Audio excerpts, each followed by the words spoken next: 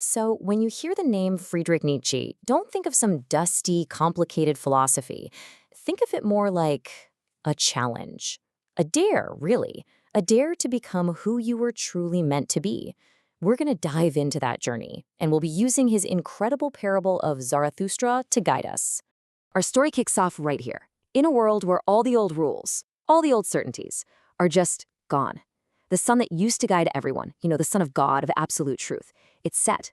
And now we're all just standing here alone under this cold, new light, trying to figure out what it all means. So in this new era, without that comforting old guide, we're faced with a really tough choice. And this isn't just some abstract philosophical idea. It's real. It feels like we're looking out over a huge valley, and it's just completely shrouded in fog.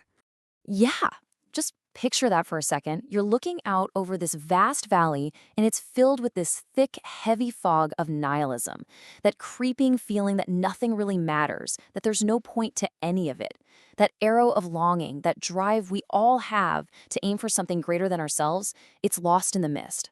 We're just aimless, adrift. Okay, so who's living down there in this foggy valley?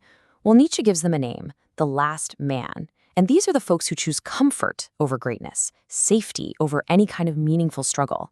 They represent that massive temptation to just settle. Settle for a life that's peaceful, sure, but ultimately completely meaningless. This slide paints a pretty chilling picture, doesn't it? The last man just wants a risk-free, easy life. They're terrified of any big passion, any grand feeling that might rock the boat. As Nietzsche says, he just blinks, content in his own smallness, not even able to despise himself for it. To the last man, being an individual isn't something to strive for. It's basically a sickness. And this just lays out the choice perfectly. On one side, you've got the last man, comfortable, shallow, basically the grave of the future. But on the other, you have the overgoer, the one who embraces the struggle, who is a lightning of passion, and who dares to cross the abyss. The difference couldn't be more dramatic. All right, so how in the world do we become this overgoer? This is where Nietzsche throws us a real curveball. It's a paradox. He says that to rise up, to get to a higher state of being, you first have to choose to go down. And here, Zarathustra himself explains why. He's so full of wisdom, it's like he's a bee, heavy with honey. His descent from the mountain isn't him failing, it's a choice. He's emptying himself out. He has to give away his wisdom, sacrifice his peaceful solitude, to make way for something new to grow. The German word for this is Untergang, and it's so important we got this right. This is not about falling or failing in the normal sense. It's an active, deliberate choice to go down, to shed your old values, to sacrifice the person you are right now for the person you have the potential to become. So this whole down-going thing, it happens in stages. You start with self-sacrifice, letting go of your old, comfortable beliefs. Then you have to actually face the struggle, embrace the hard stuff instead of running from it. And all of this is what prepares the ground for a higher type of human to emerge, what Nietzsche famously calls the Übermensch, or the Superman. So what's the point of all of this difficult descending? It's captured perfectly in one of Nietzsche's most famous ideas. Man is a rope tied between beast and Superman, a rope over an abyss. You see, we're not the final product. We're a transition, a bridge to something more. The real goal here is to overcome our basic animal nature and become a fellow creator. What does that mean? It means taking all the chaos, all the pain, all the uncertainty of your life and forging it into something beautiful, something meaningful, what he calls a dancing star. It's the ultimate act of creation. So what guides a person who chooses this path? Well, first, they stay true to this life, right here on Earth, not some fantasy afterlife. They have the guts to create their own values, to write on new tablets, as he puts it.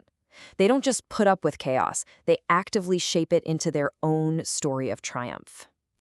And this brings us to the absolute climax of the journey. After all the struggle, all the creating, the individual has to face the most terrifying and maybe the most liberating question of all. It's the final dare, the ultimate test of your spirit.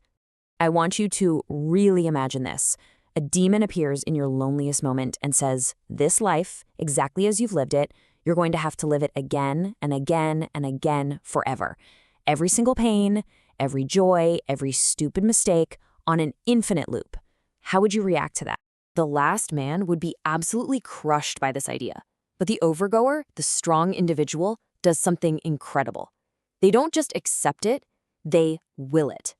They look back on their entire life, the good and the bad, and they shout with this triumphant joy, "Thus I willed it."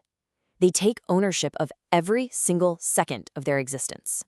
And that courageous act is the ultimate expression of the will to power. It's so important to understand this. It's not about dominating other people. It's about self-mastery. It's that internal drive to conquer your own weaknesses, to impose your will on your own inner chaos, and to unlock your absolute greatest potential. And this is the secret, right here. Mastery doesn't come from getting a do-over or a different life. It comes from fully, completely, and joyfully affirming this one. That one single, total yes is the key to becoming the master of your own destiny. So in the end, the Superman isn't some comic book hero. It's the human being who has actually completed this transition, who has affirmed their life so totally that their very existence becomes a victory, a glorious celebration of our destiny, right here on Earth. So we're left with Nietzsche's challenge, and it really all boils down to this one question. Are you going to choose the blinking, trivial comfort of the herd down in the valley? Or are you going to choose the difficult, the lonely, but the absolutely magnificent pride of the eagle, soaring high above it all? The choice is yours.